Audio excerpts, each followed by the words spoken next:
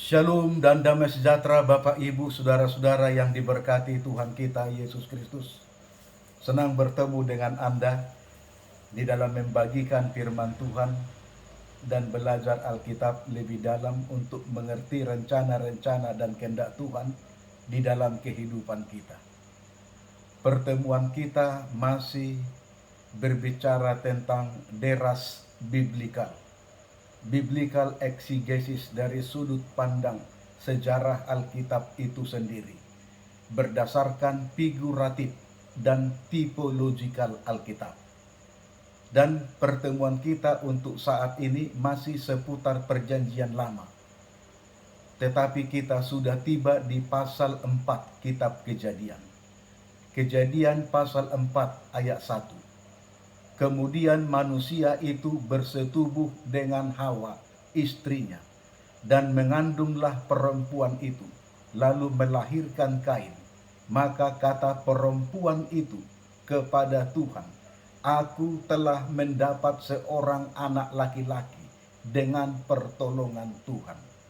Saudaraku, kata bersetubuh, hubungan intim suami istri, di dalam ayat ini disebutkan yada, bentuk kata kerja perfect, orang ketiga maskulin laki-laki, yaitu yang melakukan hubungan itu adalah Adam dengan istrinya. Dan di ayat 17 kata yang sama juga digunakan yada, bersetubuh Kain dengan istrinya, lalu melahirkan anak. Dan di ayat 25 kembali dikatakan Adam bersetubuh dengan Hawa istrinya, lalu mengandunglah ia dan melahirkan seorang anak laki-laki, diberi nama Set, artinya pengganti untuk Habel yang telah dibunuh oleh Kain. Saudaraku, kata bersetubuh dengan istrinya atau hubungan intim suami istri yang sah, yang resmi diberkati oleh Tuhan, itu adalah yada. Yada memiliki berbagai arti dan makna dalam kosakata bahasa Ibrani. Mengenal, memahami, mengerti, mengetahui. Kata yang digunakan untuk hubungan intim suami istri dan bersetubuh juga. Tentu saling mengenal dan mengetahui, saling mengerti dan merasakan, penuh dengan cinta kasih sayang dan kemesraan. Itulah yang berhubungan dengan yada, saudara-saudaraku. Jadi kata yada adalah bersetubuh hanya digunakan untuk hubungan suami istri yang sah, yang sudah diberkati menjadi satu keluarga yang sah. Jika bukan suami istri dan yang tidak saling mengenal satu dengan yang lain, laki-laki dengan perempuan, tetapi melakukan hubungan seperti suami istri, itu namanya na'ab, yaitu berzina, melanggar hukum yang ketujuh. Saudaraku yang dikasihi Tuhan, yada digunakan 4045 kali di dalam Alkitab Perjanjian Lama. Berhubungan dengan mengenal. Jadi pertemuan kita dalam pelajaran ini, kita mau membahas tentang yada Elohim, yaitu mengenal Allah berhubungan dengan keselamatan kita. Yada Elohim artinya hubungan intim kita sebagai umat dengan Tuhan sebagai Allah, pencipta, penebus, dan juru selamat kita. Konsep perjanjian lama, Allah selalu datang mendekat kepada umatnya dan menyatakan dirinya supaya dapat dikenal oleh umatnya, supaya mereka hidup penuh dengan berkat, sukacita, dan damai sejahtera oleh mengalami keselamatan di dalam hubungan dengan Tuhan. Konsep di dalam perjanjian baru, Tuhan Yesus sendiri adalah kegenapan wujud ilahi di dalam perjanjian lama yang dapat dilihat, diraba, disentuh, dikenal sebagai sumber hidup, kebenaran, keselamatan bagi orang berdosa. Kejadian pasal 2, 16 dan 17, sesungguhnya ada juga di sana tersirat kata yada, tetapi tidak jelas karena dikatakan di sana pohon pengetahuan baik dan jahat di tengah-tengah taman ini. Kata pengetahuan di sana, pohon pengetahuan di sana dalam bahasa Ibrani dituliskan hadda'a, berasal dari kata yada juga. Jadi adalah hukum yang mengikat. Bagaimana pohon pengetahuan baik itu adalah cara yang dibuat Tuhan di tengah-tengah Taman Eden untuk menguji iman kesetiaan Adam dan Hawa, dan cara mereka untuk mengenal Allah dan memiliki hubungan yang intim dengan Tuhan. Kejadian pasal 12 ayat 1. Allah memperkenalkan dirinya kepada Abraham adalah Yahweh untuk mengikat perjanjian belas kasihan kepadanya, bahwa melalui keturunan Abraham akan lahir sang juru selamat untuk menebus orang berdosa. Kejadian pasal 32 ayat 9, Allah menyatakan dirinya kepada Yakub dan memperkenalkan dirinya kepada dia sebagai Allah Abraham, Allah Ishak. Kemudian di dalam Keluaran pasal 3 ayat 6 dan 15, Allah memperkenalkan dirinya kepada Musa dengan mengatakan, akulah Allah ayahmu, aku adalah Allah nenek moyangmu, Allah Abraham, Allah Ishak, Allah Yakub. Dengan iman, Musa meminta supaya Tuhan menyebutkan namanya, kalau boleh, supaya bisa menjawab kalau apa yang diminta oleh orang Israel nanti, siapakah yang mengutus engkau? Kalau dikatakan Allah Abraham, Allah Ishak, Allah Yakub, Allah nenek moyang kita, lalu katanya, siapakah namanya? Maka Tuhan menjawab kepada Musa, Ehye Aser Ehye. Dia tidak katakan aku adalah Yahweh. Tidak. Tetapi dia katakan adalah Ehye Aser Ehye. Aku adalah aku. Saudara-saudaraku, Keluaran pasal 20 ayat 1 sampai 3. Tuhan menyatakan kepada bangsa Israel, seluruh umat itu di Bukit Sinai, untuk menjelaskan, menyatakan kepada mereka bahwa mereka diselamatkan oleh Allah, bukan Musa. Makanya dikatakan, akulah yang membawa kamu, yang mengeluarkan kamu, yang menyelamatkan kamu keluar dari tanah perbudakan Mesir. Ya, jelas dikatakan sana, akulah Tuhan, akulah Yahweh yang menyelamatkan kamu. Jadi jangan ada padamu Allah lain di hadapanku.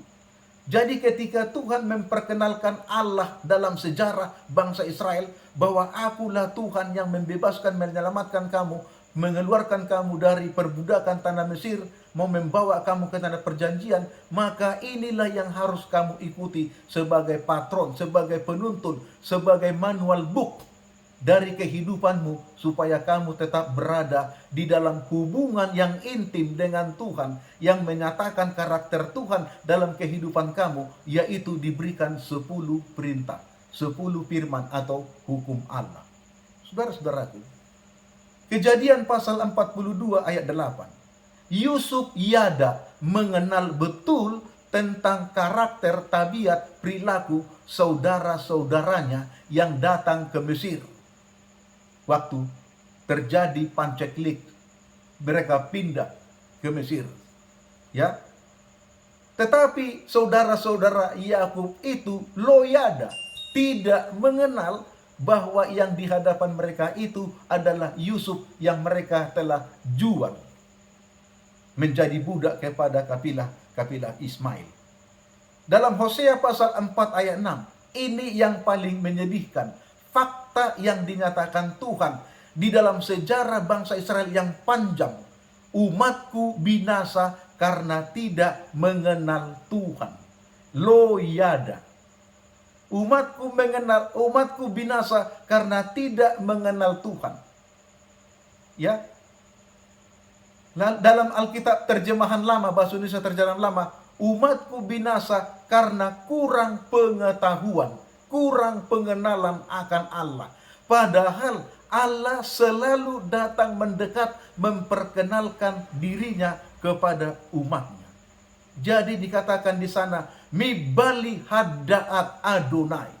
Mereka binasa karena tidak mengenal Allah. Bukan karena Tuhan tidak memperkenalkan dirinya dan tidak menyatakan dirinya kepada umatnya, tetapi karena umatnya itu menolak untuk mengenal Allah secara serius dan sungguh-sungguh.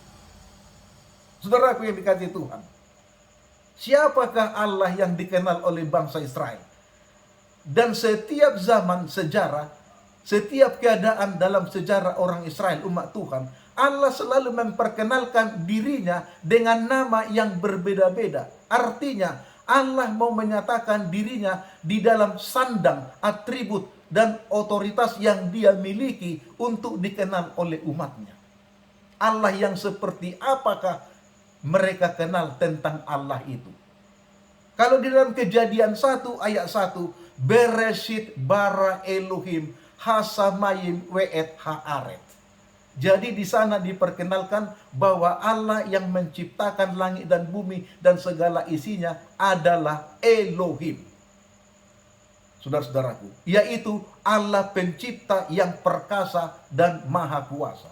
Kemudian Elyon di dalam Kejadian pasal 14 ayat 18 sampai 20, yaitu Allah yang maha tinggi berhubungan dengan posisi jabatan, bahwa tidak ada Bapa yang tinggi di dunia ini dan manusia yang paling tinggi di dunia ini selain daripada Allah Bapa Abraham. Allahnya Bapa Abraham. Kemudian El Shaddai, Allah yang maha kuasa atau Allah yang maha tinggi sebagai sumber berkat, sumber kehidupan, dan sumber penghidupan, sebagai sumber utama dari seluruh kebutuhan manusia untuk keturunan dan berkat-berkat materi dan pengetahuan diperkenalkan kepada umatnya di Keluaran 6 ayat 3 dan Mazmur 91 ayat 1. Kemudian Eloha, Allah adalah Tuhan itu sendiri berbentuk tunggal, yaitu Tuhan yang Esa. Lalu di dalam Matius pasal 1 ayat 23, masih dalam konsep perjanjian lama, sesuai dengan kitab Yesaya, diperkenalkan Allah Immanuel, yaitu Allah yang selalu menyertai umatnya dan bersama dengan umatnya. Lalu ada 4 huruf YHWH yang sering disebut orang dengan Yahweh atau Yehwa. Tuhan yang maha kuasa adalah Tuhan pemilik, pencipta, hakim, dan penebus umat manusia. Kejadian pasal 4, Kejadian pasal 2 ayat 4, pertama kali nama ini disebutkan di sana. Dan Keluaran 15 ayat 2. Saudara-saudaraku, nama itu tidak bisa disebut dan dipanggil oleh bibir orang berdosa menurut konsep ajaran agama orang-orang Yahudi dan Rabini.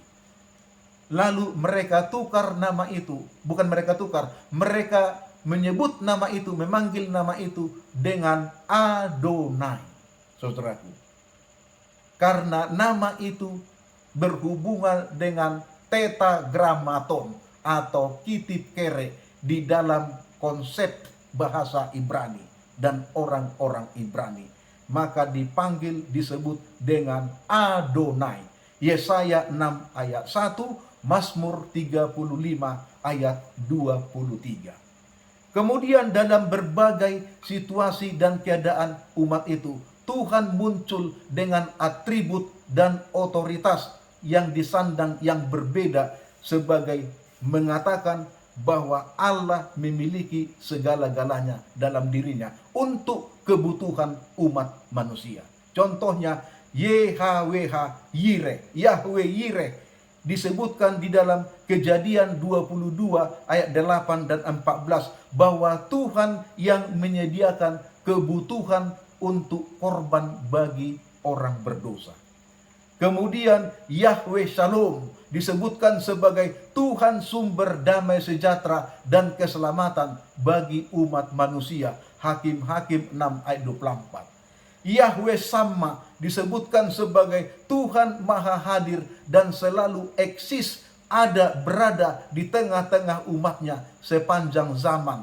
Yehezkiel 48 ayat 35. Kemudian Yahweh Rafa, Tuhan Maha Penyembuh yang ajaib bagi segala penyakit pikiran, penyakit dosa, penyakit fisik dari umat-umat manusia. Yesaya 53 ayat 5 ini disebutkan berhubungan dengan Kristus sendiri, Mesias yang dijanjikan. Lalu Yahweh Roi di dalam Mazmur 23 ayat 1, Tuhan adalah pemelihara dan merawat umatnya. Tidak akan kekurangan kita karena kita ada di dalam perawatan Tuhan setiap hari, setiap saat. Kemudian dikatakan Yahweh Sebaot, yaitu Allah semesta alam yang perkasa di alam semesta ini. 1 Samuel 1 ayat 3. Lalu saudaraku, Mesias, nama yang dinubuatkan untuk Kristus yang akan datang, yang menggenapi semua misi perjanjian lama dan rencana keselamatan yang dinubuatkan di dalam perjanjian lama. Itulah Kristus yang diurapi.